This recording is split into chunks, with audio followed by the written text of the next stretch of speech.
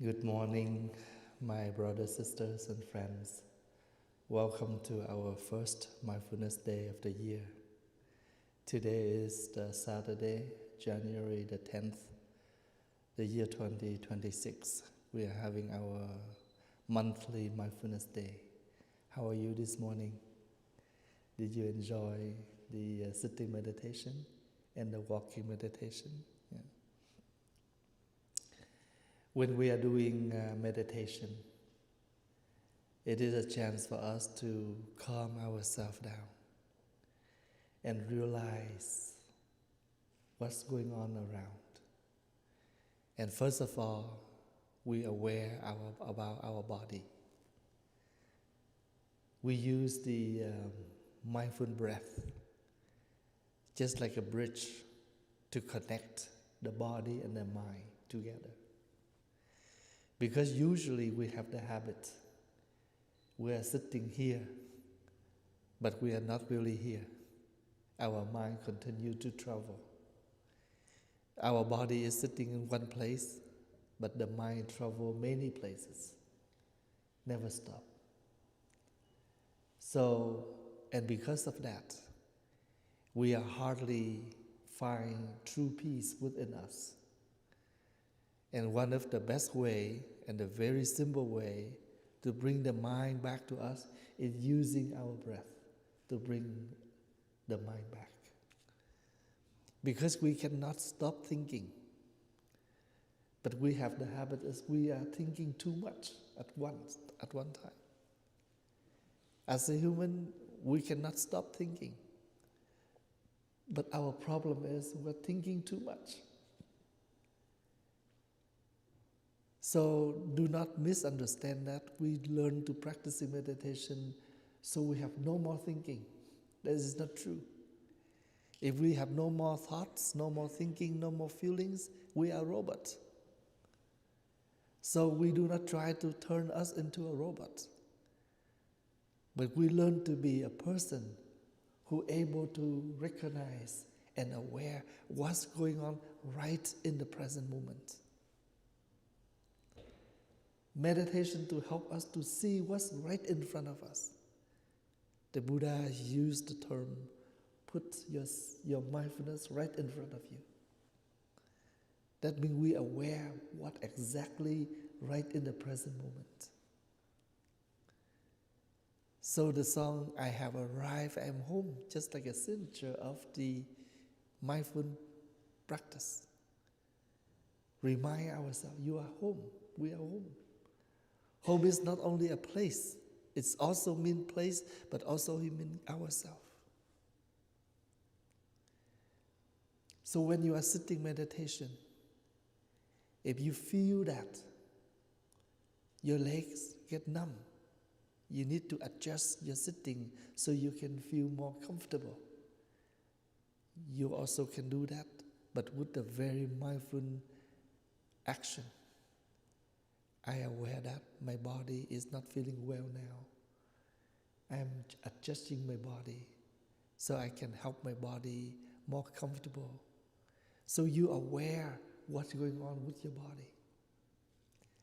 Just like some of our sisters and friends who are unable to sit on the floor, they can sit on a chair, a bench, a couch.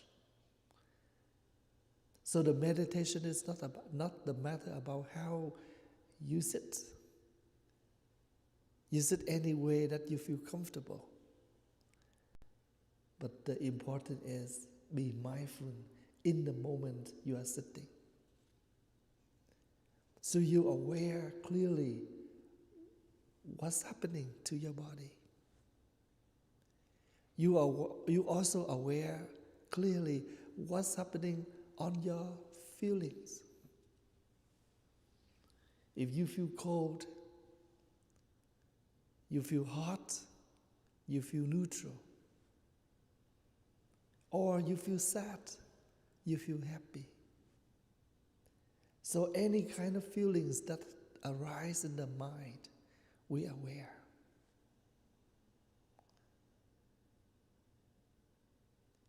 Sometimes we feel in love with someone. We are aware about that. Why we need to aware? Because when we are aware of that, and we can see, oh, this is only the feeling, but we cannot going far because we already married. We have a family. We cannot allow the feelings, a negative feeling, to control us, to be a leader. We know the feelings. There's nothing wrong. We're human. We have feelings. But we should know who we are in order to stop, in order to transform that feelings into a better practice. For instance, as a monk, a young nun, we're human, we still. But we know we are a monastic. We cannot move farther. We know about that. So we can find a way to transform, to make it become a better love. Not an attachment love, but now we turn that into compassionate, loving kindness. So not in this life, not only one particular type of love, but there are also many other kind of love. A love between a brother and a sister, a teacher and a student.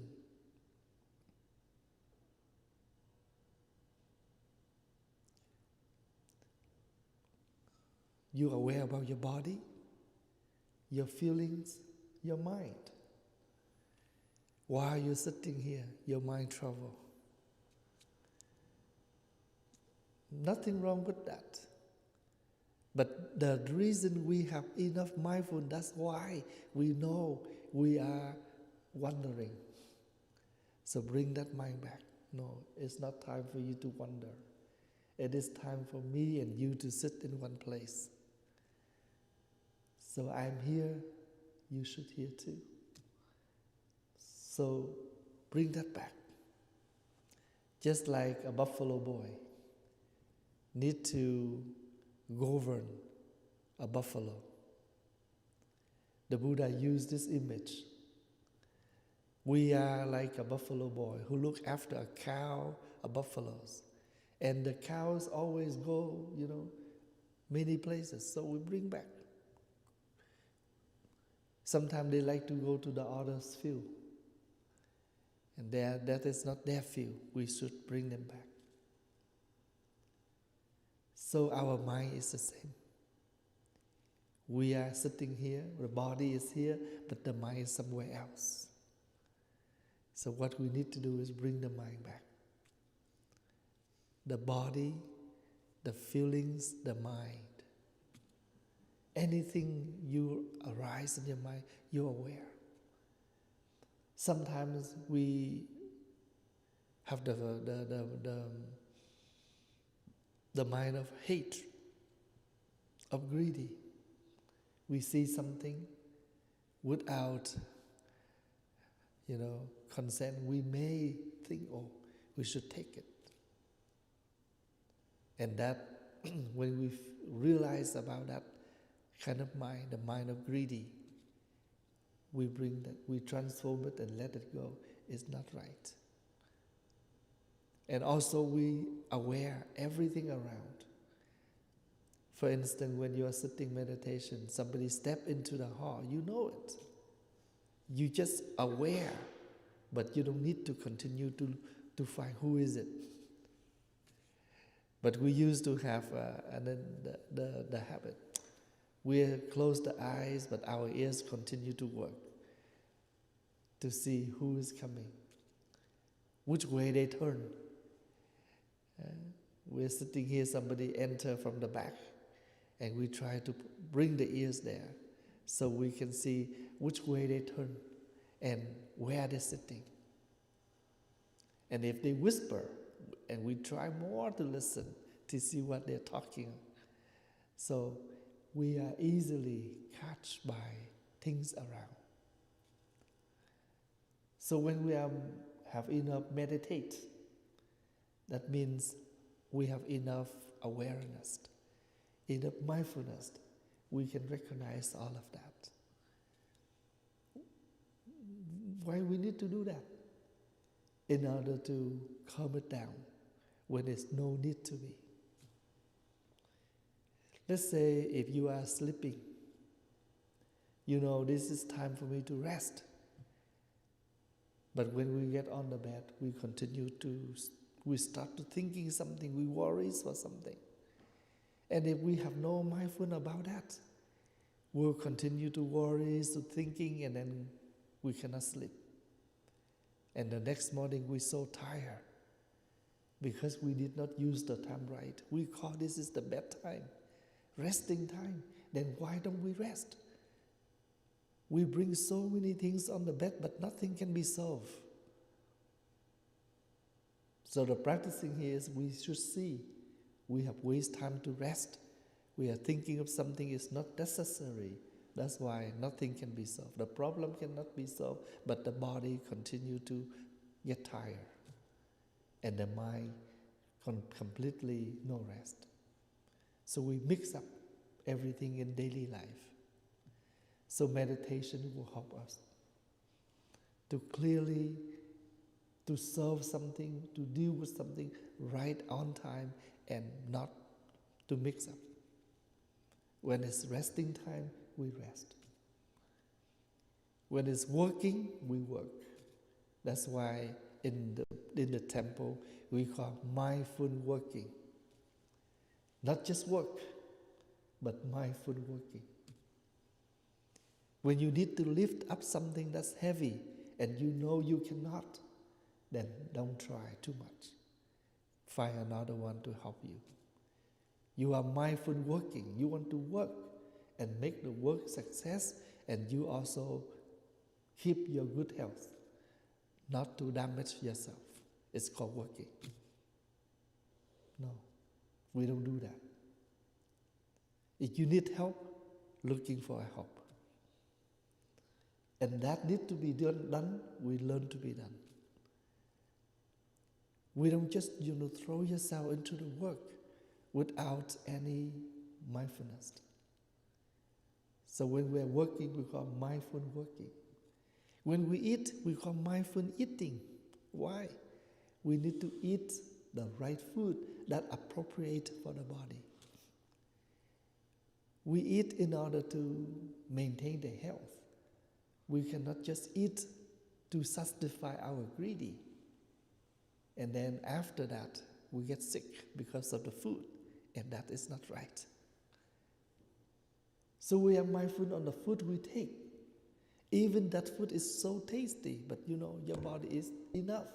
Then don't try to push, to force your body to take more. After that, we just tire. And sometimes as humans, we hardly to control our craving. We are craving for food when something very tasty. We cannot control the portion. Then that may damage the body. When we are young, we smoking. But we should know that it is time to stop because our lungs start to have the signal of damage.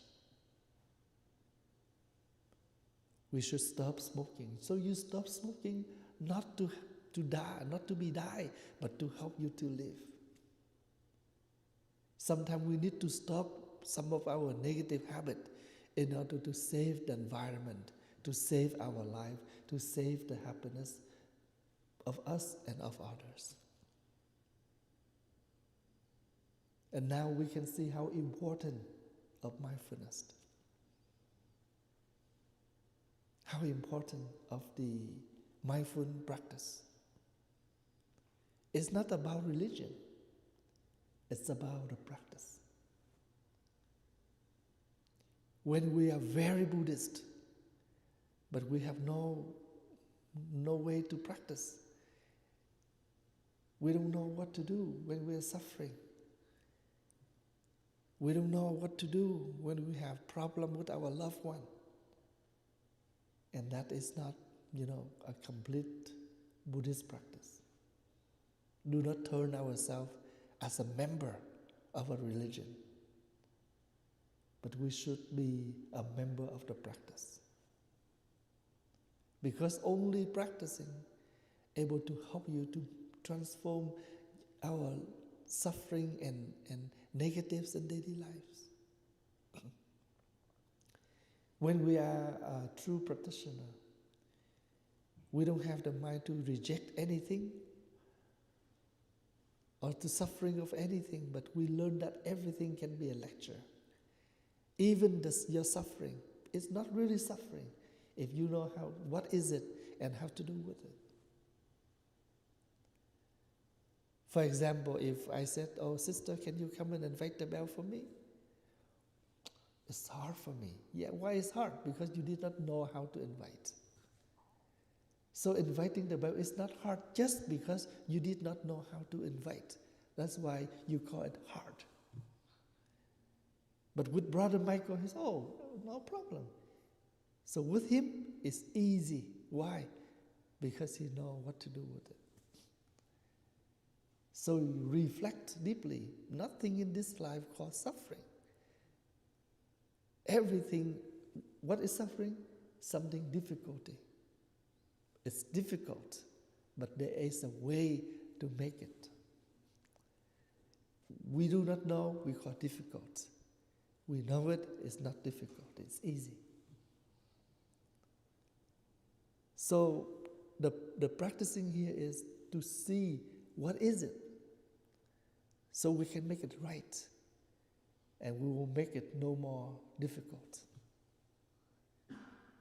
And in that way, we can be with this life, embrace, transform, and move on, and make it better.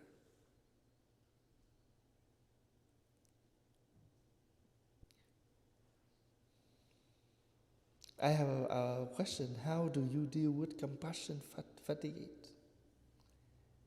Loving kindness is something very, very normal, very needed in humans' life. And why we know we have loving kindness, we have compassion? When you see someone cry, you come and sit on beside that person, you try to comfort. That's the loving kindness. When you see a child fell down, you come and help the child. That's the loving kindness. That is compassion. When we hurt on the left hand, the right hand will use and comfort. This is loving kindness. So we have compassion for ourselves. We have compassion for many others around. So compassion is very natural. We don't need to do anything to pretend that we have been loving kindness. But if you love someone, you try to help someone for a while and don't know what happened, you feel so tired with that kind of compassion. You don't have to do anything else. Sometimes you need to give yourself some break. You can stop helping somebody. Doesn't mean you hate, but now you need some rest. In the moment you rest, you still keep your compassion, but first of all, for yourself. I know I don't have enough, I have no more energy for this. So I need to stop. Stopping with that person, but in that case, you helping yourself. The compassionate never stop. You still continue your compassionate, your loving kindness, but in this case, for yourself. Because if you are not healthy enough, you cannot help the others. Just like when you're on the plane, before they take off, they will give us some guidelines. If something happened, it dropped down, the mask will drop down.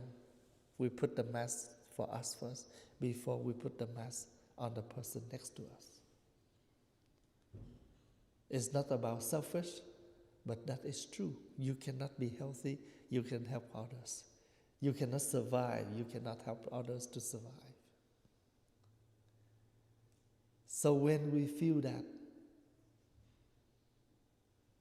you're having a hard time with somebody, you try to help that person, but you need to be stopped, not to hate or not to reject your loving kindness, but at that moment to bring the love toward yourself, because you know that your body, your mind need to be helped, need to be healed before you can heal the others. Sometimes we love somebody, but at the same time we hurt ourselves. And we should sit down and reflect back the way we help.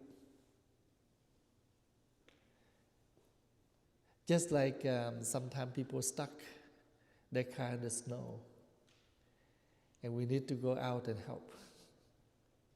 Make sure before you go out, especially in the winter time, you have enough warmth for yourself, at least the glove, the scarf, and because if you got hurt, then you cannot continue to help. And sometimes the more we move in, the more we try to damage our car.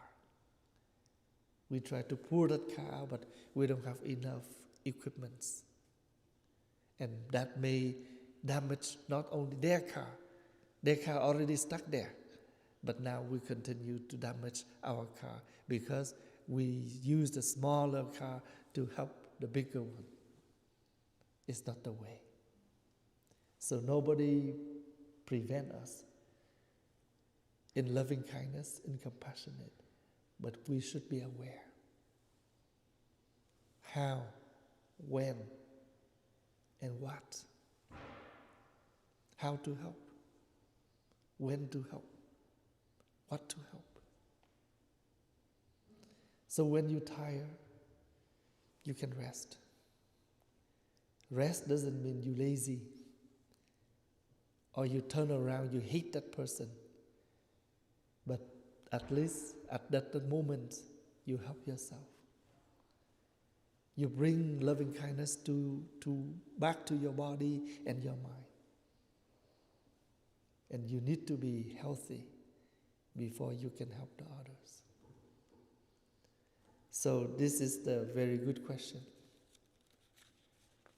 And when I read at this question, I know that first of all, we already have enough mindfulness for our feelings. When you feel that you're so tired with this kind of help, with this kind of loving kindness, this kind of compassion, you have the meditation on your feelings. And you can find a way to help your feelings. So to aware of something, just to make that better, not to suffer, not to hate, not to run away, but to know what to do. Just like when we realize our brother, lately they have a very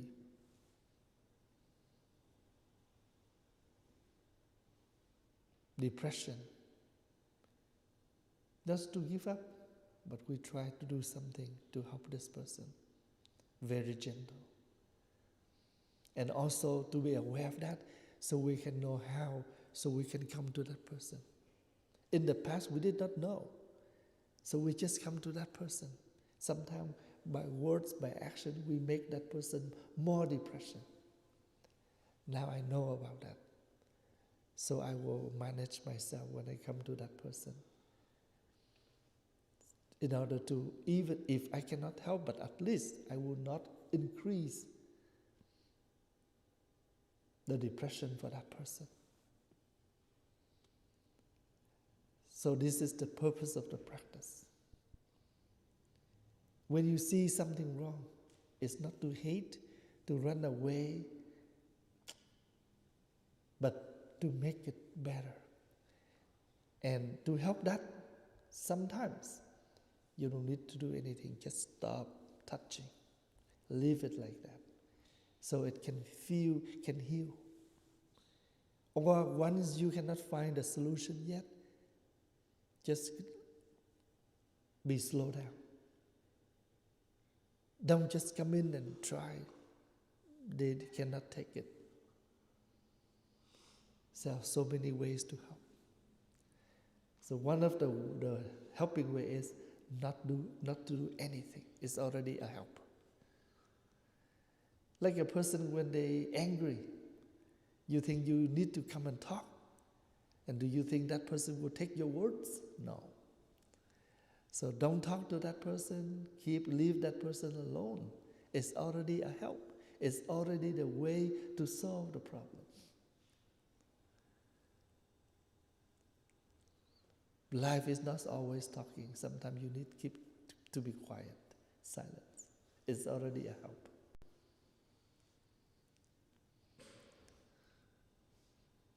When we come into a place where it needs to be silence, all we need to do is be silent, mindful on your steps, mindful on your action, moving. You already help. You help the environment. You help the atmosphere in that moment.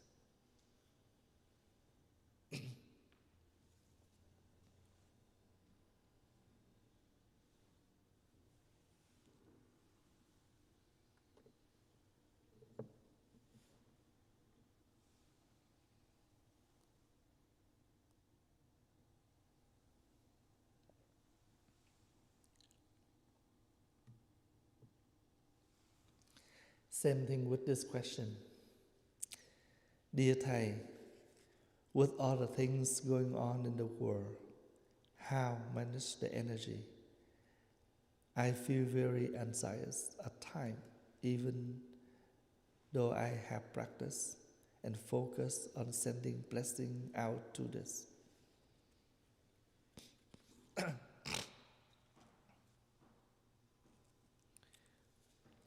When we see the world outside, it's not safe, it's not at peace. And we also turn the world within us not at peace too. And now this has become major. The inside and the outside, completely no peace.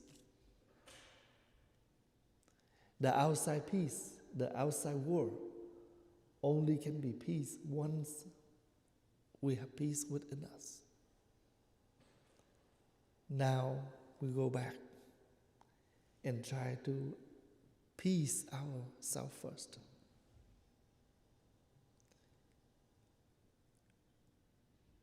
Sometimes the world is not something very far.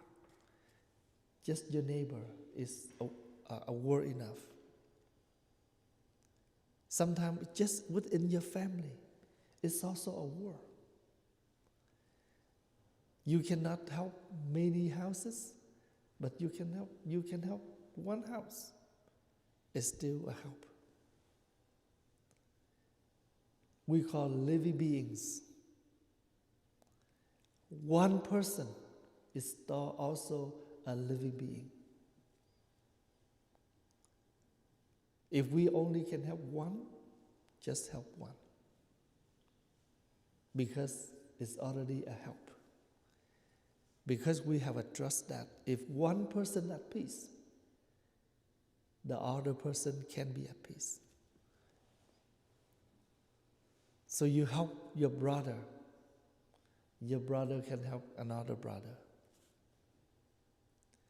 So be at peace for yourself. Go back to yourself and you try to bring, you have loving kindness.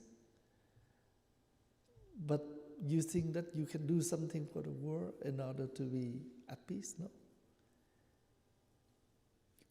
At first, at least for ourselves. And you help the atmosphere, anything around you. Don't make your own world affected by the outside world. There was a man who came to see his master. Where you just come from? Oh, I just back from Toronto, for example. He said, oh, I heard in Toronto so much noise, so crowded, isn't it? Oh, that world is noisy, but my world is at peace. What he mean by that? The world outside cannot affect the world inside of me.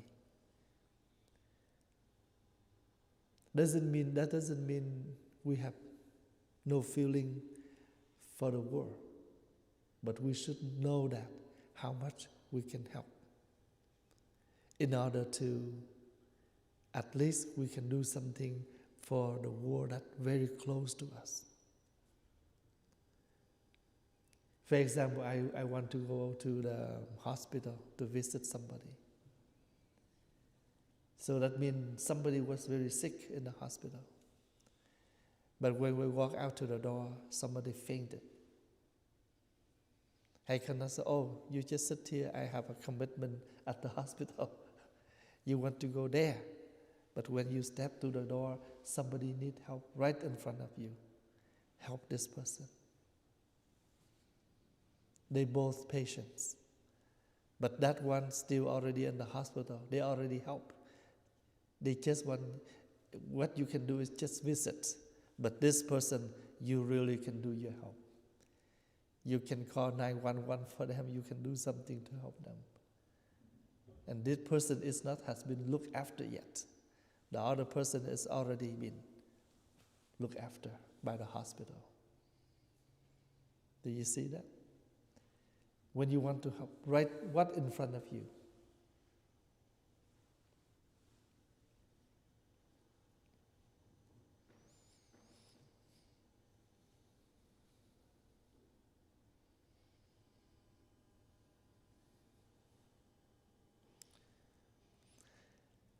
Last 2 days I was in Toronto to attend a funeral. And the family was very grieved, very sad for the loss of their grandma, their mother. And they invite me to come to conduct the funeral service. So when I joined the funeral service, and with my sharing, I said that I would like to thank the family for allowing me to come to join the ceremony. I don't feel that I am a priest who attend the funeral of a member. I have a feeling that I am a grandson who come back home and take care for grandma when my grandma passed away. The family was very touched, very appreciated with my sharing. And I also told them that even though grandma is no longer with you in person, but grandma now manifests beautifully in each of you. She is no longer limited in one particular form, but now she becomes beautifully in every one of you in the family, because each of you receive her love, her smile, her words, her blood, especially her blood circulate in the family members, the son, the daughters, and the grandchildren. So we need to see things by the eyes of the Dharma, not to see things by the eyes of, physical eyes. The physical eyes is very limited, but the Dharma eyes is very deep and very vast. When we be with someone, and one day we cannot continue to be with that person, with some reason we don't know. And you know, you are the one who know the reason why you separate, why you cannot continue to be together. You know the reason. First, if both of you know the reason and agree to do something to make this reason become better so we can continue to live together. If not, if we really cannot do anything, then we need to separate. Then we can separate. We separate just in order to help each other to live better. If we are sad with this separate, then why don't we sit down and find a way to overcome so we can continue to be together? Then if we cannot, that means we have found a way, but can't. Every time we're together, we suffer each other. So remember, we are together in order to make happiness. We are not to try to be together to make war, to bring arguments and fighting in daily. And this is not the purpose of together. Again, sometimes there is a way, is to separate. But not to suffer, but to make each person have more time to think. What do you need? Do you still love each other? Do you need a family? Do you see your side, your mistakes? When you together, you just blaming. But when you separate, you have more time to reflect. In this problem, I also see my mistakes. But in the past, I did not see it. When we in the fighting, we don't see our mistakes. We only see that person's mistakes. That one we argue. But when we separate, we have more time to come, to reflect, to meditate on the problem. We see, oh, in this problem, I see my faults in there. So sometimes separating is a temporary good solution to help each person, individual, to come, to reflect, and to see what you need. And if you both have worked out with yourself, you can come back together and sit down and continue to talk. So before we totally depart, we have a term called separating. We separate, time to heal. A lot of couples, before they divorce, they need counseling. Some of them come to see me. And I said, you don't need to make any decision yet. And remember, when we're separating like this, doesn't mean we hate each other. We need to move out. Don't think like that. But please think that each of us, we need some time to heal. We need some time to reflect. We need some time to see deeply our side and the other side. But without that person, sometimes it helps us more calm to reflect. And if both of you see that you need a family, you cannot handle with this style of living, then when you come back, you have more things to talk. You see your problems and you see the other's problem. When we are together, when we are fighting, most of the time we don't see our mistakes. If we see, then we don't fight, we don't argue. Because we only see that person. That's why we explore. If we see that in this problem, I have 50% of my faults, then things will much better.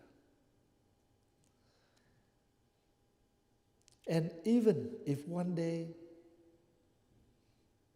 both of you need to depart, separate or totally divorce, but you know that maybe This is a better way, because at least we still keep the relationship as a friend instead of an enemy. If we cannot have the same path, we both can walk, but we support one another. We don't try to damage anyone's path. If we cannot walk on the same path, you can have two ways, but we can support one another to make both ways become better. Learn not to cultivate hate, enemy within your mind, within your practice. Because our life, we have no enemy. We only have friends and love. Even though a friend who always gives you hard time, still your friend. Just a friend who did not understand me yet. When somebody knows you so much, we call friendship. Friendly. But if somebody is not understand you yet, just a friend. I know that person, but I don't understand him. Two different persons. Somebody you know and you understand. Somebody you just know them, but you don't understand them. Can you see the two differences? For example, I know that person. I see him every day. Oh, I'm sorry, I did not know his name. Somebody we met every day, but we don't know the name, right? We just say hello, that's it. Sometimes we're together for many years, but we have no understanding for each other. And that is the reason why we're together, but we have not in the same voice. But because we never speak up. If we need something, we need to speak up. So we can find the same rhymes together.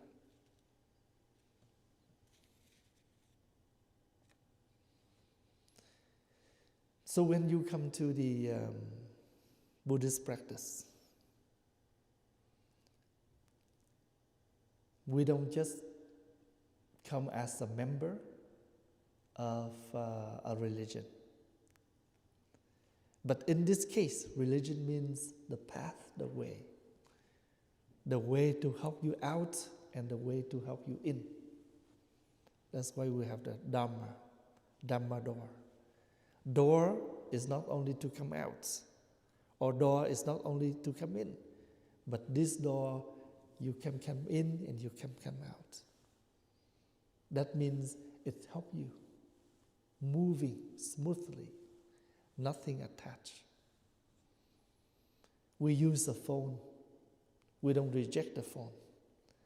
But we know this is the device to help, to give us another way, more convenient in life. But if we attach to this cell phone, we turn this cell phone become inconvenient. Anything that stuck you, now it's become inconvenient. It's supposed to be convenient, but we don't know how to use them correctly. That become inconvenient. We practice in order to be free, but we attach to the Dharma, the teachings.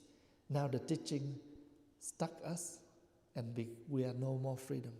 And this is not the right way. You find a way to drive. You don't find a way just to stop on the way. You see what I mean? So I'm looking for a way to help me.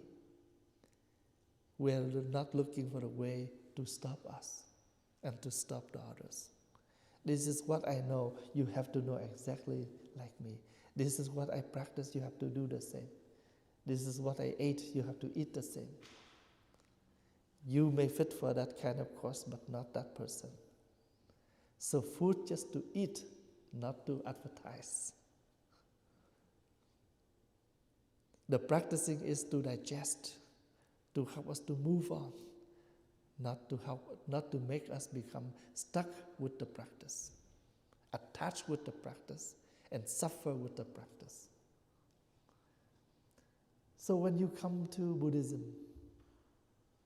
there is a ceremony, but not like to convert or to joining a religion. But you make the commitment, the vow. I vow to take the Buddha as my teacher. I vow to take the teachings into my life. I vow to be part of the community so I can receive the help and I can receive the energy of the community in the practice. Anywhere you go with the community, you feel more safe than you just go by yourself. So the Buddha, the Dharma, and the Sangha, we call the triple gems: the teacher, the teachings, and the community. And after you receive the 3 refugees, you receive the 5 mindfulness trainings. Aware of the suffering caused by destruction of life, I learned to cultivate my loving kindness, not to kill. So this is the mindful training. Why you don't do the evil? Why you don't do the wrong? Because you understand the suffering of the wrong. And why we do wrong? Because we don't have enough compassionate. So I learned to cultivate my compassion, my loving kindness, not to kill. You stop your killing bad because you cultivate enough loving kindness. We see everyone around us, they need life, same as us. But instead of taking their life, we learn to help and release. So now it's not become the rule, it's become the training. I learned to do this because the world needs this kind of practice. Now, this first practice become one way to heal the world. The world have lot of criminal, lot of violence, and we learn to live with non-violence. This is one of the way to help. It's not about we give lecture. We give this world a true healing with our own practice. When we practice, we already give the healing. Just like when you love your son, your daughter. I love you, son. I love you, daughter. Not in words. So, that's why you hear for your son. You home for your son. You cook for your son and you will eat with your son. So love now not just become a word, I love you, but you tell your son that word when you walk out to the door. You're leaving home and you turn around and you say, I love you, son. But we are not really there for our son. So second training, we protect the property of others. We do not steal. We will not take anything that not belong to us. And this is also one of the ways to heal the world. We don't take anything that not belong to us. Sometimes we have broke this practice and we turn our world become more negative, more bad, because people just take things, not only property, but also all material, sometimes the relationship. And the third practice, I learned to take my responsibility and protect the others. I would not engage any sexual misconduct. And this will happen a lot in the world too. And a lot of sickness, a lot of sexual abuse, because we did not offer our help to the world is by the way we practice. So if one person, each of us, we practice this third practice, we slowly make the world, suffer less. And we save a lot of family brokenness. Lot of family broken just because they don't have enough energy to practice this third practice. And the fourth practice, we learn to use loving words in daily conversation. When we're angry, we're willing to use a lot of words to hurt that person. And in the moment we're angry, we don't care. We don't care. We try to talk in such a way to make that person suffer. So that become a weapons. The words become the weapons to kill or to hurt somebody. And who are they? Our loved one. In daily, when we're happy, we call, you are my love. But when we're angry, that lover become the victim of us. They become the victim of our anger. They become the victim of our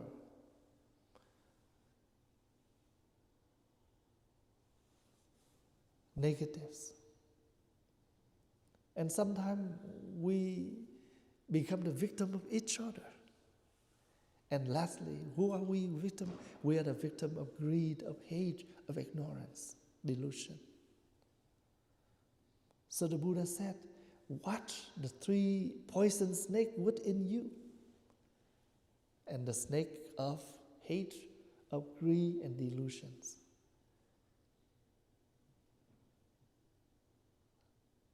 And the final practice, the 5th practice, be aware of your mindful consumption. Every day we consume a lot into the body and into the mind. Right now, a lot of kids, when they play together, very violent. They're willing to hurt one another. Where are they affected?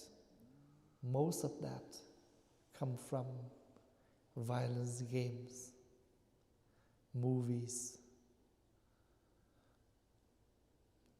Everything we affect around by things that show on TV, books, magazines, and sometimes on Instagram, Facebook, many things like that.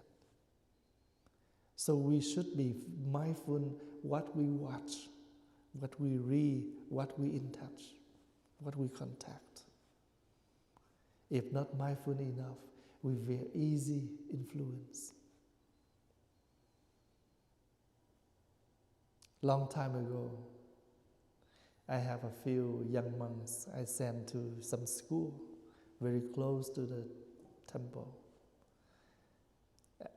After the first 2 weeks, I don't see they have any study. But beside that, they have a lot of bad words. They learn, but they never have this kind of words in their mind. I realized that. I moved them to a farther school. I'm willing to drive them every day, every morning, and pick them up. If they study around here, easy, they just walk. But I'm willing to spend an hour every morning to bring them and back home, an hour after school. But because I know I want to bring them to a better environment. But not only kids, even we are adults. we still easily influence around. So I told lately I told many friends, in the past we have no knowledge. That's why we want to go to internet to learn a lot of things, to build up knowledge, understanding. But right now, if you have no knowledge about technology, you will be died by technology. Lot of things they do, they say, very fake, but look like real. Especially something called AI. You know, they use my voice, they use my picture to advertise for a lot of things and to say a lot of things that does not become from me right now. And a lot of emails sent to the temple every day to confirm about this. And some people, they really trust that. They really trust that. They turn around. And in the past, they respect me totally. Now they hate me totally because of those kind of AI. So if we do not have enough knowledge about technology, same thing, we are easily will catch by. So what is the practice here? Just to be aware. Something you learn, something you use, something you contact. If you're not mindful, you easily carry by. And we lost ourselves. So the 5 mindfulness trainings help us to live correctly, mindfully, and happily. So the question here is there a ceremony for a lay practitioner to join Buddhist community? Your joining is your practicing. But if you want, you can sign in, you can sign with us to have a ceremony. So you can formally make your vows. I would make this become my practice. The vows, just like a wedding ceremony, you make the commitment between you and your loved one. Anything you make the vow, you will remember and try your best to do. So the ceremony in Buddhism is the same, just to help you to understand and to make that become more firmly in your daily practice. So today, this morning, the first mindfulness day of the year, I feel happy because I have nothing to travel. I'm home. This is a happy moment for me. That I'm home with my monks. I'm home with the community. And they invite me to come out for 2 days, last night and this morning, with the Sangha. Thank you for your questions, because based on your questions, we have something to discuss. We have something to share, to learn, and to practice. And I want to remind that when you have enough mindfulness, you can see clearly everything around you and try to be calm before you react. Usually we have a very fast react, and the fast react doesn't help. We need to slow down for a few seconds in order to realize which way, which words you still respond, but not in the way of react. Your response will help you more mindful. When you have enough information, when you have enough the energy of peace within you, and the way you share will be differently. We have learned from the experience from the past. Doesn't help. Then why we keep that to be continued? Yesterday, there's a man who come and see me about his family problem. And I told him that first we should see that this is what we call the cause and effect. You have made this, and now this is the problem. This is reality. We cannot run away. We need to be there to accept it. And when you feel regret, regretting is one of the good practice. But don't just stop there. Yelling, screaming, crying, that you regret, but you do nothing. How to show your regret is not the way. After we recognize our mistakes, that is already a learning and a mindfulness. We are mindful to see that we are wrong. Don't just stop there. Now you see it's wrong. What do you do to make it become right?